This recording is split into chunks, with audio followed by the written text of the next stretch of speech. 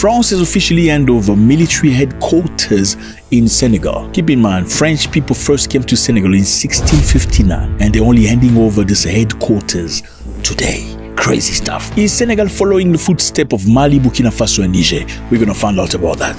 Malians and Senegalese authorities are complaining about what's happening in Mauritania. You better find out about this. Let's go.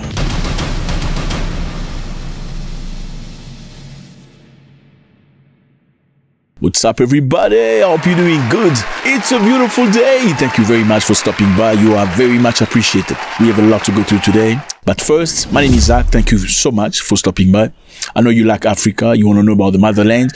Well, brother, you're at the right place. You're welcome. We like you here. We want you here. Please come back. But before we proceed, please click on the button. I think it's called subscribe so we can see each other every single day.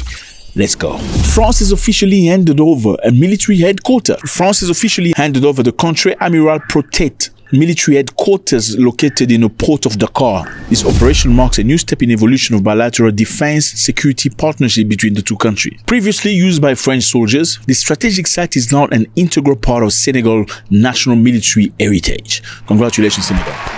Look, Senegal was colonized by France. It was only freed in the 1960s, but French people went to Senegal in the 17th century. Some of the earliest recorded dates in St. Louis, 1659, and since then, even though we don't have the date exact to the station in this part, they're only freeing it now. Let me just remind you that on March 7th, another site was handed over to Senegalese authority, and we're expecting further transfers to come. The series of transfers symbolize a redefinition of defense relations between Paris and Dakar. To give you perspective is, France came into Africa many years ago, colonized all these countries. You see all these countries on the map?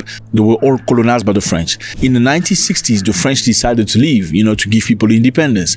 However, in one condition, we're going to leave some of our troops in your land. That was one of the conditions. I'm not going to talk about other conditions. There are multiple other conditions that we're going to talk about maybe on the next video. Now, these countries here, Mali, Burkina Faso and Niger, kicked out the French just a while back, a couple of years ago. They say, okay, enough. We've had a lot of you here. You've been here for way too long. The food is not enough for all of us. No, they didn't say that, but yeah.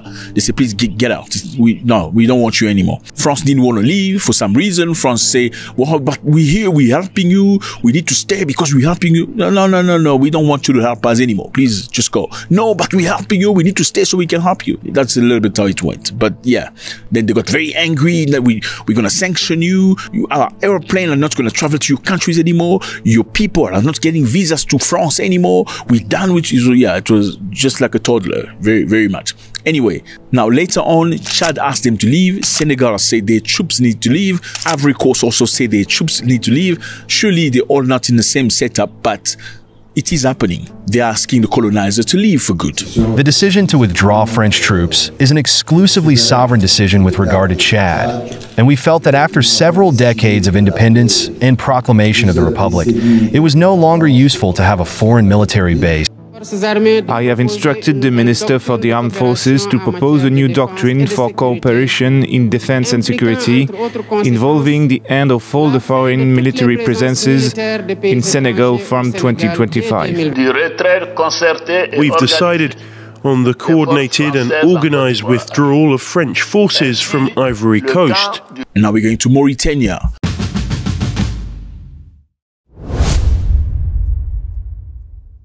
The Malian government is very angry at Mauritania because of the way they're treating Malian immigrants. It is reported that the Mauritanian government is mistreating black people in a way you've never seen in the past. People get beat up, locked down, sometimes tortured, then thrown to Senegal. And the Malians are not happy at all. Mali's government expressed indignation at the treatment of its national, adding that the conditions of arrest are flagrant violation of human rights and the right of migrants in particular. So this is directly, listen, the way you're treating our people is unacceptable. You're violating human rights. In Senegal, a member of parliament called the pushbacks xenophobic and urged the government to launch an investigation. He said, "We've seen these kind of pushbacks in the past, but it is at an intensity we've never seen before in terms of number of people deported and the violence used." So, a lot of people are being deported from Mauritania, you see on the map, to Senegal. Let me give you context. You know we lack context. Mauritania is this country right here. In Mauritania, you get mainly two types of people. You get the people that are Arabs or consider themselves as Arabs, Berber, and you get the blacks. Now, politically, the Berber or the Arabs are the ones that have power. They control the country. They run shit in the country. They decide. Now, the black people in most cases are very much undermined and looked down upon to. It's crazy. I know most of these countries here, okay, here, black people don't do really good, okay? You see, there's Northern Africa and Sub-Saharan Africa. Look at the map. This is Sub-Saharan Africa, where you see most of the black people, like myself. And in Northern Africa, they're kind of brownish. Sometimes they look like Lebanese. It just really depends. That's kind of Syrians, you know. Yeah, a little bit darker sometimes. Sometimes you find dark-skinned people, but most of the dark-skinned people are descendants of slaves they took long time ago, because slavery wasn't just about the white men taking black men to America. No. Okay, Muslims, Arabs took black men into slavery. And unfortunately, Mauritania today is still one of the countries in the world where slavery is still common. It is active. Now, many reports say in Mauritania they don't like black people very much. We're going to find out just now. Now, the question is, why are they deporting people massively back to Senegal with violence and humiliation? Let's find out. Mauritania is likely under pressure from Brussels because, yes, they receive a lot of money from the European Union. Since 2000, the EU has partnered with Mauritania and Morocco to curb irregular migration, funding border security to prevent migrants from crossing the Atlantic. As you can see on the map, fellas, you see?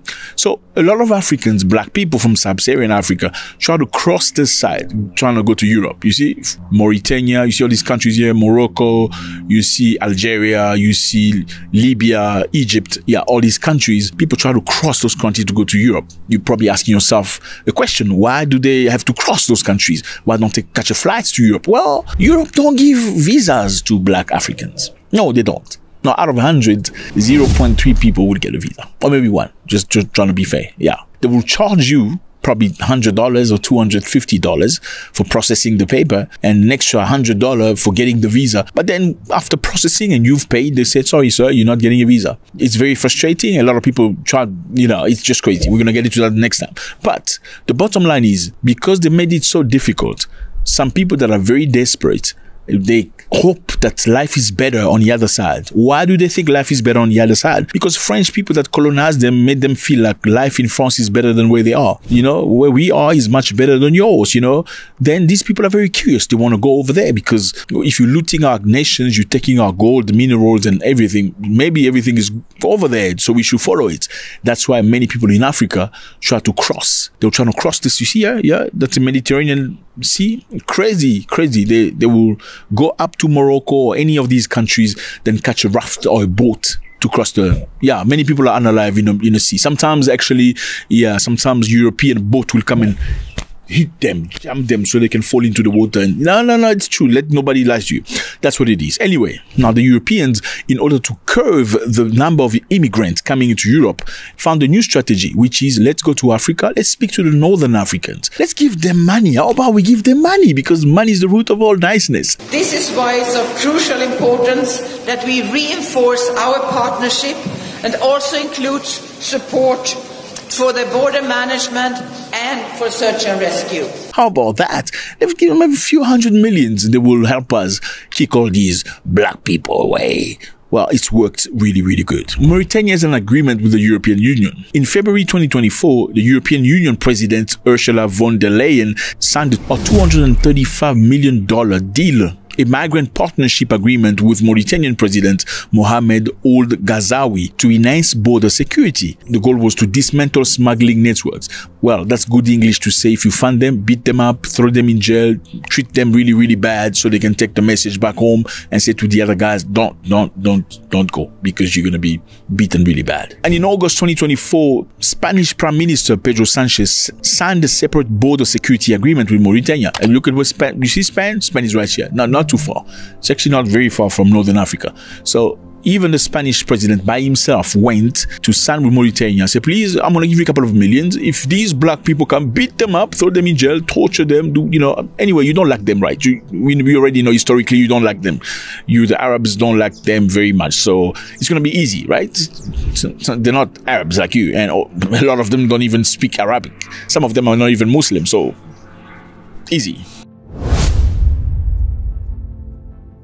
Well, there's a big question here. I mean, even though Mauritania sends black people back to other countries, it has never been in this scale. Why is it happening right now? Well, the renewed vigor is because of pressure. There's a lot of pressure right now from the European Union. Why is there pressure? The pressure is simply because 83% of the 7,270 people that crossed into the Canaries in Spain in January 2024 traveled from Mauritania. So 83% of the people that entered through the Canaries came from Mauritania. So Europe is putting pressure. So, dude, if you don't do your job, we're going to cut the funds. Okay? Matter of fact, we're going to deport some of these people back to Mauritania. That's the pressure they're getting right now. There's brand new raids. So the raids are simply, fellas, the immigration signed a brand new law into force requiring permanent residence for all foreigners living in Mauritania. Sounds good, right? People need to have permits, okay? It makes sense. However, you see this country here, Mali and Senegal, nationals, before this law could enter Mauritania with no problem. They could go and cross, vice versa, no difficulty. Now, they signed the law, they didn't give people the time to go and get the permits. They started arresting people. It's like we're signing a law today, then boom, let's start arresting people. You don't give people time to get permits. Let me just remind you here, for some of you who don't understand. All these countries you see are fake, okay? If you fly on an aeroplane, you won't see lines separating lanes. So it's a massive lane. It's just like America. You don't see lanes separating New York from New Jersey. When you fly, you don't see no lane. But if you see the map, you see lane. It's same for Africa. So country is a concept that white people brought when they came to colonize. Before they came, there was no such thing as country. So people could interact with each other. That is the generational heritage people got. So you don't perceive the person as a neighbor from another country, really, because you're used to trading, selling bananas to each other. You know what I mean? But then immediately, boom, okay, from now on, you need to show permits. That's how many people were arrested. Now, the problem is what? The problem is when they arrested black people from other African countries, they also arrested Mauritanians, blacks, and sent them to other African countries. Yeah. A matter of fact, there was a big issue between Senegal and Mauritania in 1989 till 1991. They went to war because of that. They fought each other, and many of the black people of Mauritania fled into Senegal because they were not safe in their own place. Imagine you're not even safe in your own country. You're safe in a neighbor's country. It's because we are black. The Arabs in Mauritania cannot stand us because of the color of our skin. They stay there, and it's only many years later, in 2007, that is when the Mauritania acknowledged that some of our people who are black are actually in Senegal. They need to come back. From 1989 to 2007, that is the only time they say, okay, we actually acknowledge them. There's 60,000 of them that are in Senegal. They must come back. Well, amongst those people, some say, you know what, we fine. Thank you very much. We are not coming back. My children's future is here, not Mauritania. Okay, we're safer here than we are over there. So let's just stay in Senegal. But on the other hand, how do Senegalese people treat Mauritanians? Very nice. Is it because black people are nice or too nice? Or maybe is it because black people are ignorant? They always treat good the people that treat them bad. I don't know. Let me know. Again, remember here, black Africans are not trying to go stay in Mauritania. They're just trying to cross to go to Europe. Now, you know my take in this, okay? I'm not going to get deep into this. I think Africans need to start loving themselves, number one. Number two, let's build Africa.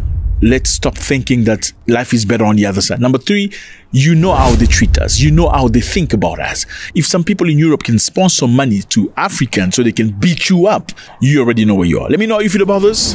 Now, fellas, you know, America's issued travel bans and travel advisory in many countries. In other words, they've told their people not to travel to certain countries because it's violent, because there's crime, because it's dangerous, because people get raped, because this and that and this and that. So let's go through some of these countries and we can understand perhaps what's the reason why, you know, this is happening. If this is your first time, my name is Zach. I appreciate you. Please click on the button, subscribe so we can see each other every day. You're going to love it. No doubt about it. Yes, you're going to love it. It's done?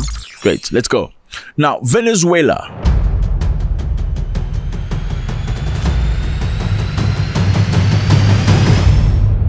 Here's Venezuela. In Venezuela, you cannot go, America say, because there's ongoing political instability, high crime rates, and poor medical infrastructure. Do not go to Venezuela, according to the United States of America.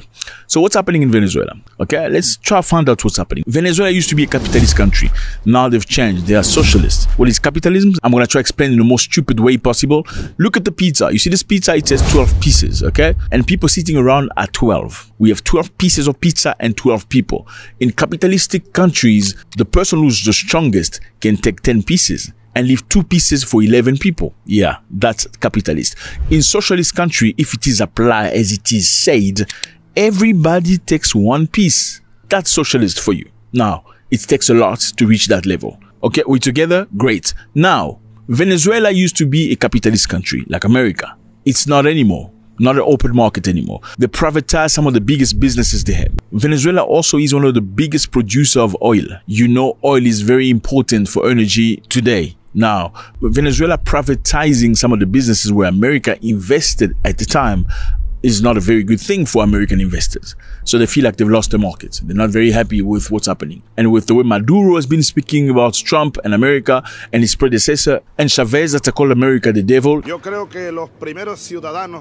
I think that the first people who should read this book are our brothers and sisters in the United States, because their threat is in their own house. The devil is right at home. The devil himself is right in the house. And the devil came here yesterday. And also accusation that the United States have been trying to overthrow the government. The relationship between the two countries is not good. Can we say why we understand why the place is banned by America? Okay, let's move to the next one. Haiti.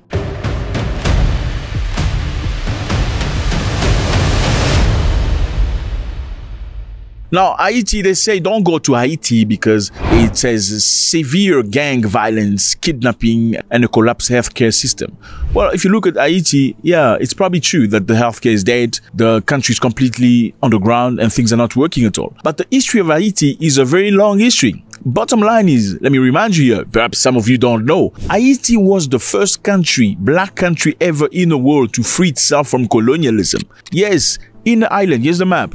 They were taken from Africa, taken to this island by the French. They were colonized, beaten, forced to work in plants, in fields, in cotton, forced to plant sugarcane. So there came a time where they were very angry. Those people rose up with Toussaint Louverture guiding them. They fought the French. Big time. These slaves fought the French. And guess what? They went and prayed. What did they pray to? They prayed to voodoo, because voodoo was what they learned from Africa. After praying to voodoo, everybody washed with water. They went to war against the French. They beat the French.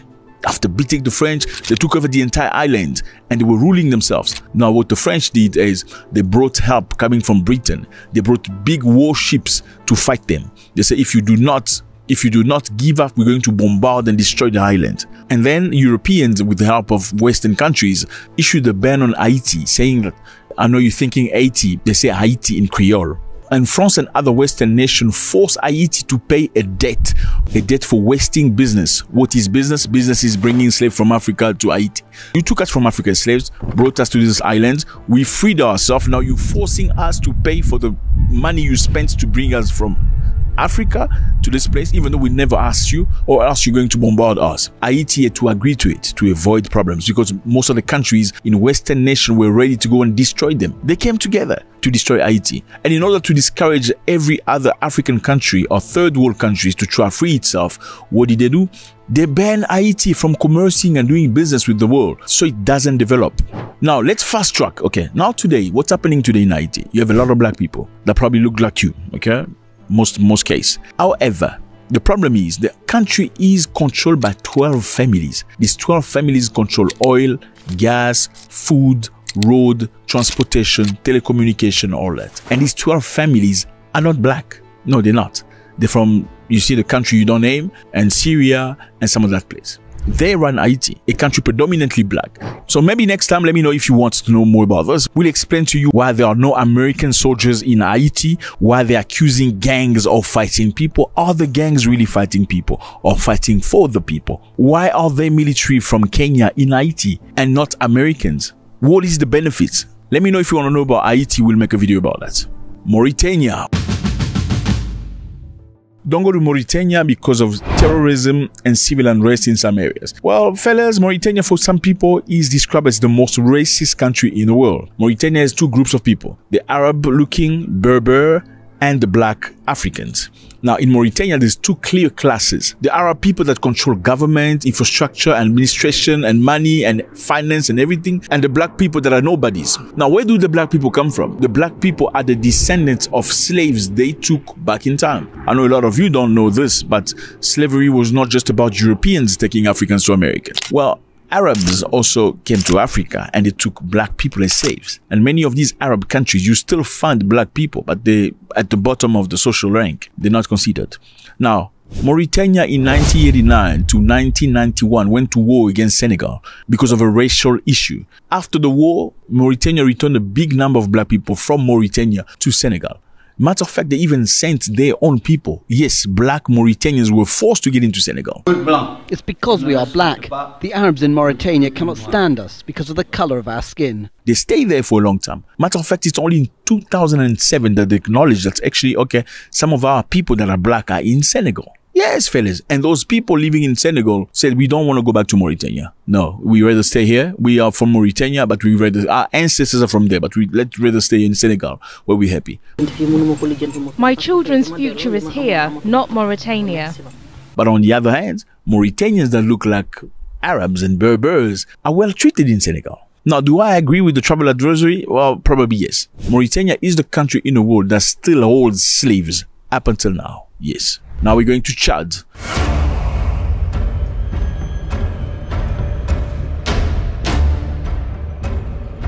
America issued a travel advisory against Chad because of ongoing security concern and civil unrest. Okay, let's try to find out what's happening in Chad. Chad is right here on the map. You can see Chad. Chad used to be run by Idriss Déby, the father. Idriss Déby, the father, passed away at war. He went to fight against terrorists.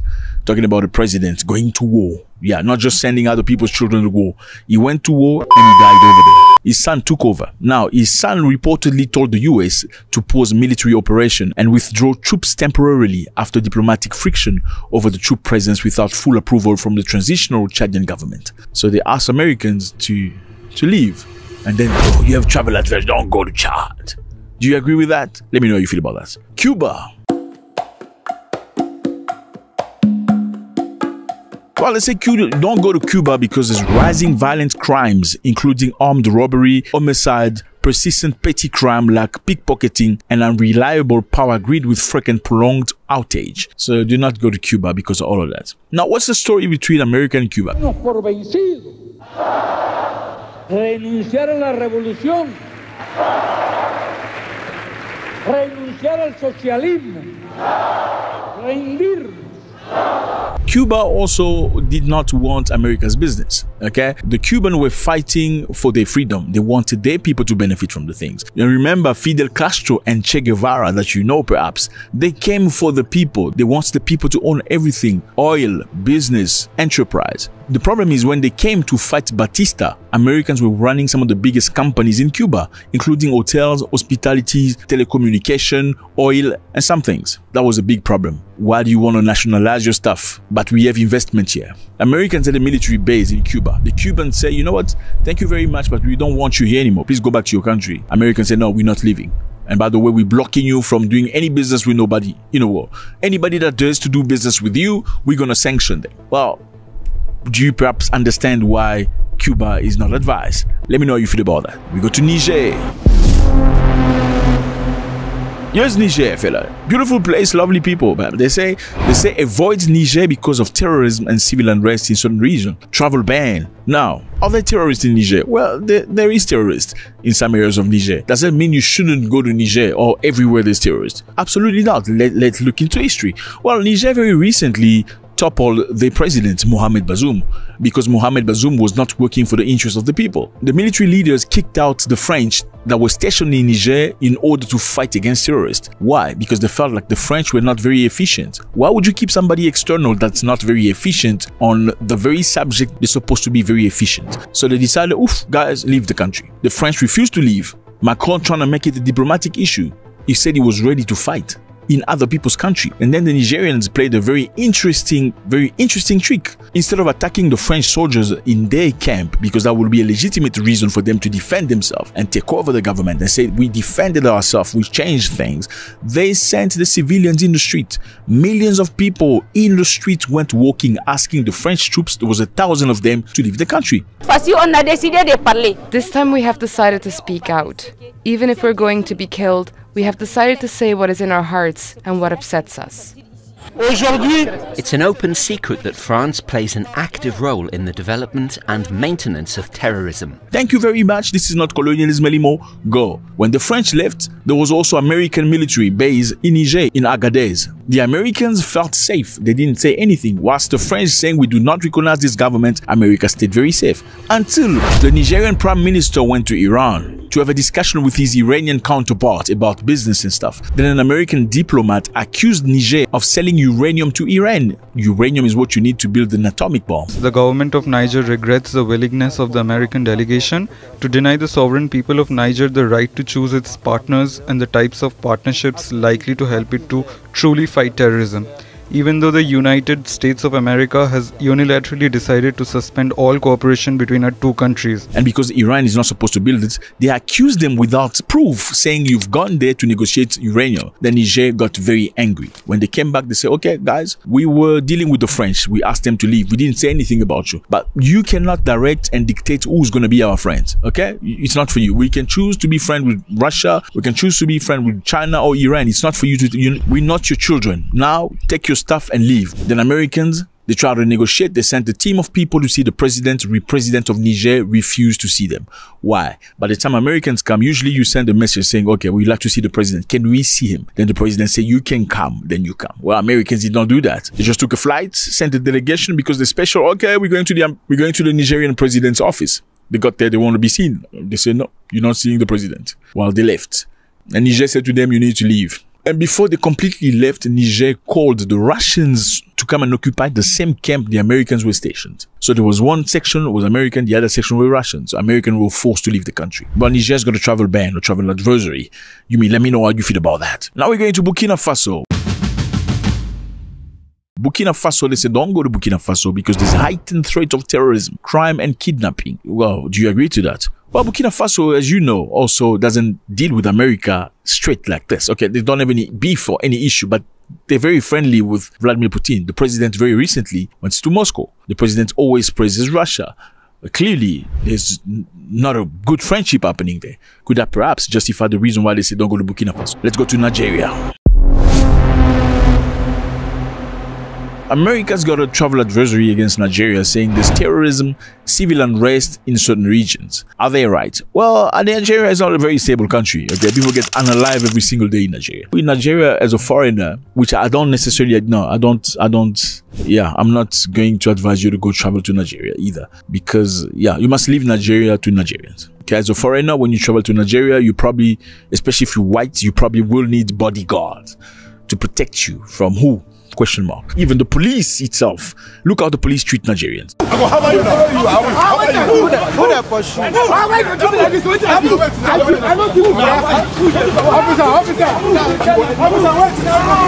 I mean, it feels like the population, the civilians are the population are second-grade citizens. Like a civilian person has nothing to say in front of a policeman. It's like a policeman can decide to unalive you and he was going to find a justification. Call you terrorist, bandit, herdman or some stuff like that. Well, so Nigeria, no, I'm sorry. Yeah, they're probably right about Nigeria. Uganda. In Uganda, they say don't go to Uganda because there's crime, health concern, including recent Ebola outbreak. Well, is there an embassy of the US in Uganda? Yes, there certainly is an embassy in Uganda. But historically, Uganda, the president recently accepted a proposed law to ban men that like to other men. You know what I mean? Them. President has actually signed the anti-homosexuality law. And I want to confirm to you that what was a bill is now an act of parliament called the Anti-Homosexuality Act 2023. So yeah, Uganda doesn't like that. It's not part of the culture. Their leaders, religious and traditional, came together to say, we don't want these activities in Uganda. It's our country. We can choose what we want. After that, well, the relationship went south and America cut aid from Uganda. They're not going to sponsor them anymore. They even advise World Bank and IMF not to give Uganda any money at all because they don't want men to other men. Yeah. So could that be the reason why perhaps? Is there Ebola in Uganda? Yes, from time to time. Are Ugandans unalive with Ebola in the 1,000? Absolutely not. So yeah, are they right? Let me know how you feel about that. Now they talk about Tanzania. This is Tanzania, fellas. Look at this. Bongo people's country. One of the loveliest country in Africa. I'm telling you, some of the best food I've ever had. I'm not going to reduce. I'm repeating some of the best food I've ever had. This country has a fusion cuisine of India and Arabs and Africans mixed. It's crazy. You're gonna bite your tongue. I'm telling you, you're going to, and the juice is just organic. The juice is juicy. The juice is juicing in your mouth. I'm telling you, you might stay there and they're very calm. Hello, it's and they speak Swahili.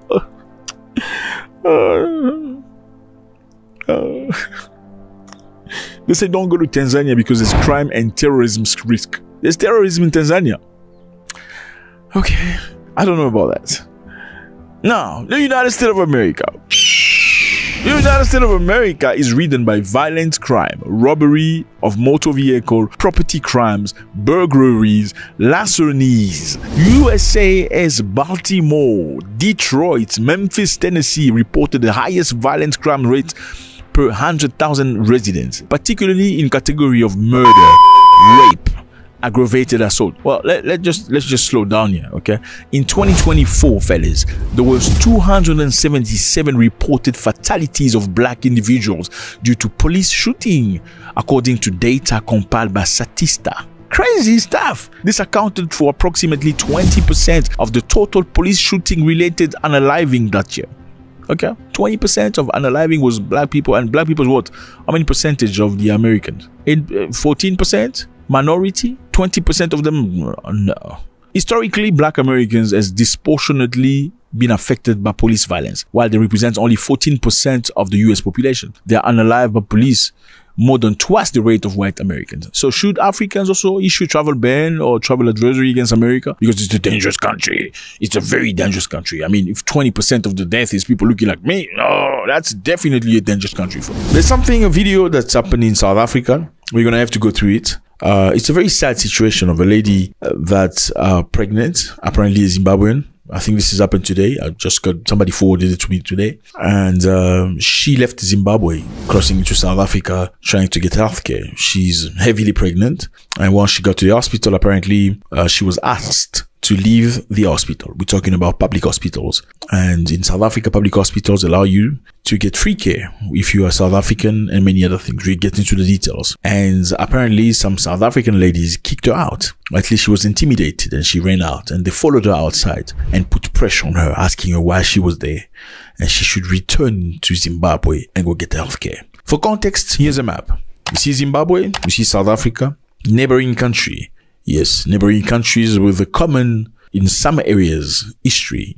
Trust me, they won't acknowledge it today, but they're very similar history. Because some of the people, you find Xhosa-related people in Zimbabwe, Xhosa in South Africa.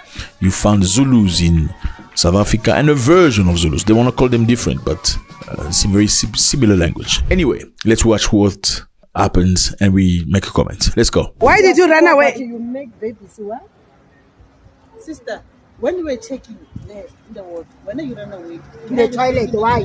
Why? Even now, she ran again. She said, I'm coming, I'm going to the bathroom. Toilet. She's gone.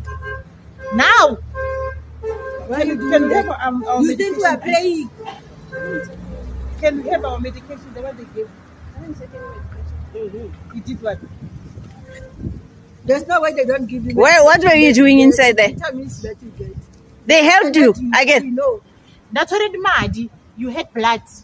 Where did you take them to? Okay, so I know not everybody understands the accent. I know people come from all over the world. We need to jump on it slowly so we can understand. They're asking her, when we looked into you, why did you run away? She's troubled. You can see this woman is heavily pregnant. She like, well, why did you run away? I'm talking to you. What were you doing? Doesn't know how to answer. The lady said they took blood from her. So they took blood, obviously for testing purpose. And now they're going to ask her, how much did you pay for the blood? Because you need to justify. Are you taking free treatment from our facility or not? Let's continue. Did you take them to? Because since you went to the... So you didn't get any medication, folic acid medication, nothing? And then how much is the blood test? Okay, you didn't get any medication. There's no medication for pregnant women that you got for free. Okay, to justify you taking medication for free in our South African facility. How much did the blood cost? Let's go. Did you pay? How much did you pay? Is the blood? You know it's how much. You know it's how much. Just for. How much did you pay for the blood? This is a way to test whether she really paid or she got the blood test for free. Okay, let's go. 7. No, the blood test that you took. I'm asking that in the 7. And some of the questions that are in the 11. Okay. You know how much for blood test? To take blood test. It's more than 10,000 something. Okay, so how much blood did you pay? She gave a number. The lady laughed, saying, no, that is not the number. What you're giving us as number or the price of the blood test, it's not what it is. So, insinuating that you're lying, you actually got the blood test for free. Let's go. Here in South Africa, go to the private clinic or any doctor. Well, now you do medical blood test for mahala. So you're coming to the country to take blood tests for free, okay? For context, in South Africa, people that attend public hospitals get treated for free, if not at a very low price. That's the rule. Let's continue. But for that, some people don't want Zimbabweans to, profit from that. Don't come from Zimbabwe and get our blood test for free. This is our country, it's not yours. And we'll explain all of that a little bit later. Let's go. In our country, we pay tax. Is Zimbabwe paying South African government for your healthcare? Sorry. Is Zimbabwe paying South African healthcare money for your care? Is the Zimbabwean government paying for your health you're getting in our country? Okay, we're seeing here a lady that's heavily pregnant, all by herself. We're going to try to be human here. We're going to balance. Okay. And I know this is a very sensitive subject and a lot of people will not like me very much, but it's not going to change the fact that I'm a human being and I have to stand with 2 feet. And when I die, I must die with no regrets. Let's continue. It's not by South African by association of black. I even like brothers to sisters. That's black. Because they don't even yes. And the you know what happened? Go. Can you go and fix your problem with Can you go back to your country and fix your system? Okay, this is not acceptable. Not in our country. Go fix Zimbabwe. Go to Zimbabwe. We don't want you anymore. So start making arrangements. Let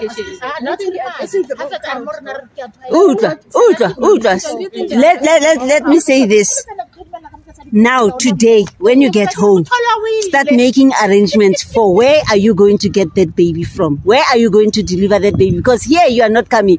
Pretoria West, you are not coming. In our government, we don't want you anymore. Start making arrangements where you are going to deliver that child, because here we don't want you. We don't want you here. Go home. We don't want you here. Let's go. Yeah, you can go into Ramaphosa's house. He will help you deliver the child. Okay, Ramaphosa, Mr. Ramaphosa, with all due respect, is the president of the republic. She's saying you can go to the president's house. He's going to help you give birth. Not here anymore. Don't come to our public hospitals. Even Julius Malema. Yeah, even Julius Malema. Oh, you can go to Julius Malema. You know who Julius Malema is? Let's go. Wrong person. Are you not pregnant? Are you not using our facilities free? Are you not using our facilities? How much did you What is wrong here? Because you are using our facilities. You are using you came with a bag to give birth. You are using our facilities. So we are not talking to a wrong person. We are talking to the right person. You must go back to your country. You came here to give birth. We don't want you anymore. Yes. So you can't say you are talking to the wrong person. Which one? Yes, I mean we are in the wrong country. You are here. It's you who are here. It's you who are here in South Africa. What does that mean? You are not a South African. Yes. As long as you are not a South African. As much as you kill our brothers. Yes. Yes. You must learn African languages. It's very important. Brothers are killing us. Killing us. Yeah, you will die for the Zimbabwe. For the Zimbabweans that are killing us. Where are you from? Where are you from? Are you foreigner? I'm not my country. Where are you from? I'm from Zimbabwe. Yes, Zimbabwe. Okay, fellas, what do you have to say about this? For context, we have a lady, a Zimbabwean, who's the neighboring country to South Africa, that's left her country.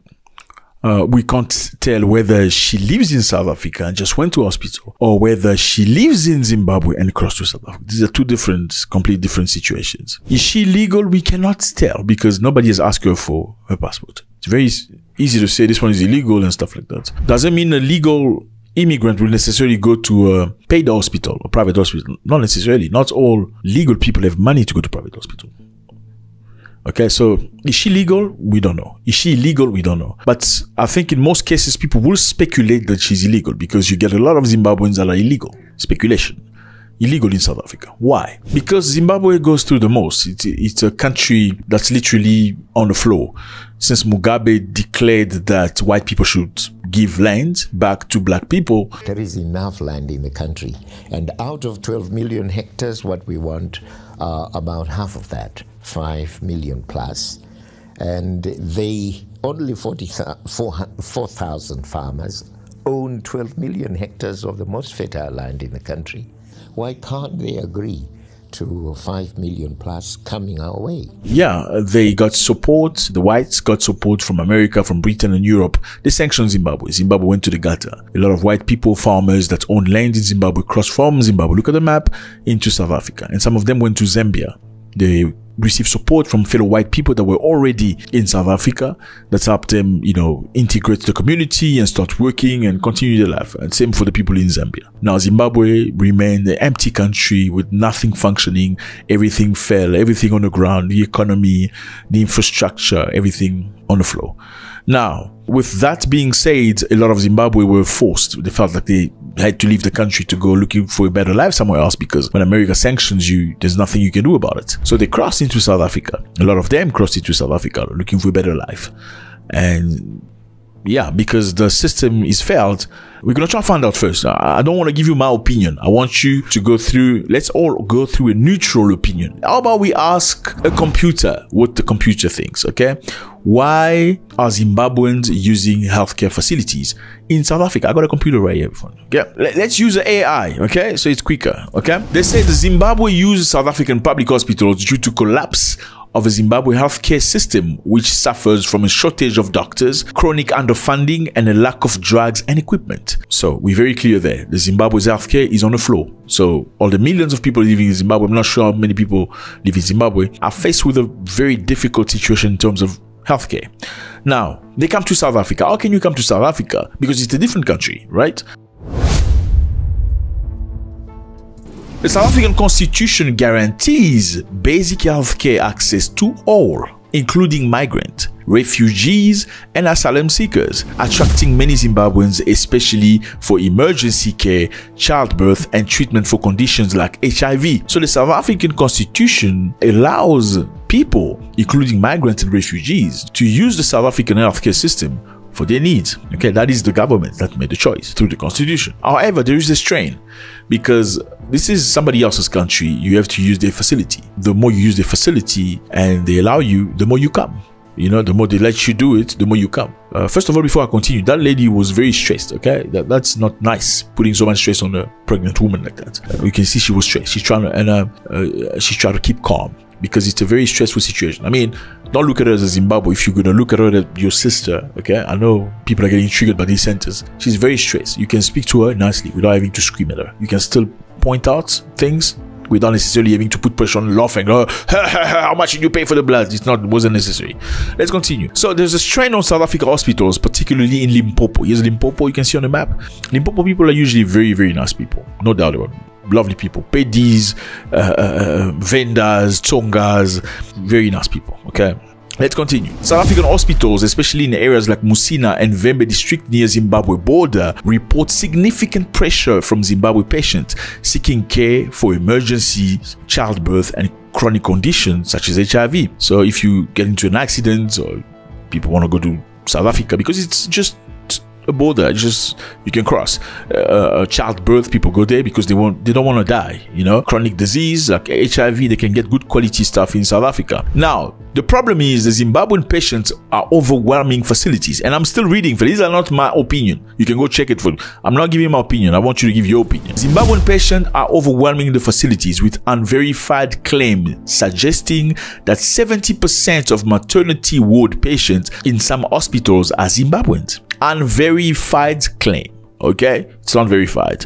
In 2024, report from Vembe district noted that 30 to 40% of patients in certain facilities were foreign nationals, mostly Zimbabweans, straining resources like staff, bed, and medication. Okay, so you can understand from one perspective, South Africans not being happy because let's say somebody has to go for an operation, and these are public hospitals, so you get treated for free or almost for free. Therefore, you must live by the rule, first come, first serve. If somebody needs a liver change or whatever you call it, liver implant, and there's 10 Zimbabweans in front of you, or 12 or 15 Zimbabweans, or 20 Zimbabweans, it becomes stressful because then you remember you are South Africa. This is actually your facility. You need to be attended to, or your child needs to be attended to faster. Why are the Zimbabweans here? Why don't they go to their country? So one side of your brain will go like, this is our country. You use your own facilities. But unfortunately, the lack of resources to that point can sometimes blur the Ubuntu, which is the human side of you, which is, it's also a human. They should be treated.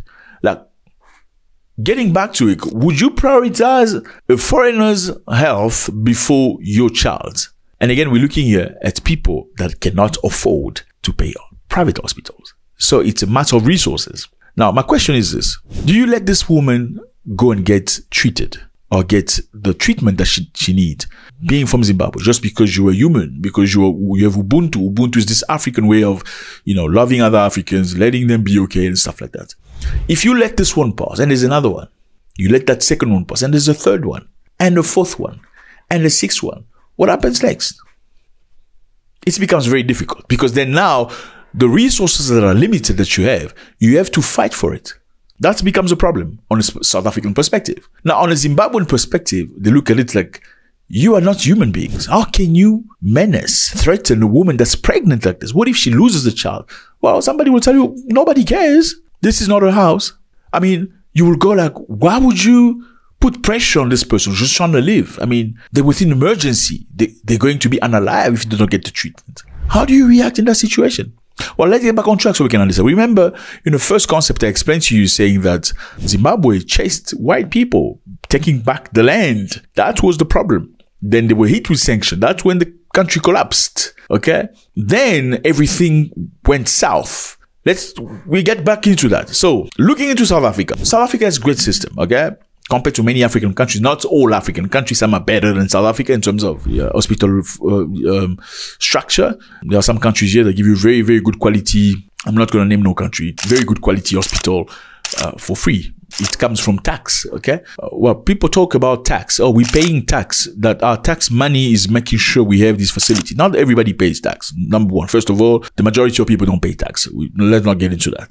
Okay? So other people pay tax. Not everybody pays tax. Let's get back on track. Who created the system that allows South Africa to have healthcare facility where people can access for free or almost for free in many instances? We're talking about public hospital that is decent enough. Okay? Historically, let's ask. I don't want to give you my opinion. The public healthcare system in South Africa started during early foundation of the country. We're talking about 17th century, the Dutch and the British colonial period. The origin of public healthcare in South Africa traced back to Dutch East India Company's establishment of basic medical facilities in Cape Colony in 1600, primarily for settlers and soldiers. So initially it was created for settlers, white, and soldiers.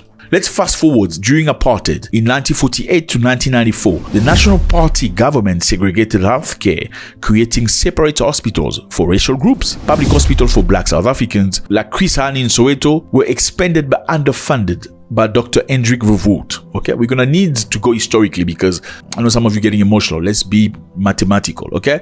Then, after apartheid in 1994, the ANC government under Nelson Mandela restructured the healthcare system to ensure equitable access. In 1996, Constitution, particularly Section 28, guaranteed the right to healthcare to all, including migrants, shaping the modern public hospital system. So, as per the Constitution of South Africa, everybody has the right to get treated at the hospital. So, rationally, if you have queries regarding that, it's the government's task to make sure no migrant goes in the hospital. And for the government to do that, they're going to have to change the law. The law of South Africa says migrants, even illegal migrants, asylum seekers, can go and access public hospitals. So, if you stand in front of a migrant and tell him, don't go inside because this, you are basically breaking the law of South Africa. You are breaking the law of Constitution. So if people want it changed, what they need to do is to get the government to change the law. Okay? Which is going to be very difficult. Now, does that mean we don't understand the stress of South Africans? I mean, having your child waiting on the waiting line, you know, while some Zimbabweans are getting the stuff. No, it's very difficult. It's very difficult for you as a countryman not to profit from what your country can give you because some other people leave their country, which is a fair country, literally, you know. So, what is the solution? The solution is Zimbabwe has to stand up. Zimbabwe has to find solutions. Zimbabwe has to provide healthcare for the people. Zimbabwe has to do what Zimbabwe needs to do for this to stop. And this is one of the things that has created or fueled a lot of xenophobia between South Africans and Zimbabweans. Now, are you saying people are xenophobic? Yes, some people are purely xenophobic. This is just one element to fuse onto the xenophobia sentiment they already had long time ago. Okay? Now, are all South Africans xenophobic? Absolutely not. No. I think I've spent a lot of time with South Africans. I've lived in South Africa before. I own things in South Africa. So I have people that are South African that have played a major role into my development. Some of the nicest people I've met. Are they xenophobic people? Absolutely, yes. Is this fueled by xenophobia? There could be a combination of tiredness, exhaustion, bad past experiences, and xenophobia. Okay, so there's a combination here. My question is this: can we say that every Zimbabwean that's been to South African hospital has been mistreated? Absolutely not. So there's been Zimbabwe that's been treated well. Probably the early ones, okay? Until people got tired. That's what naturally happens. I can let you eat from my plates until I don't have enough anymore. Then it becomes a problem. Let me know how you feel about this, fellas. The bottom line is, I don't know if Africa is ready to live without white people.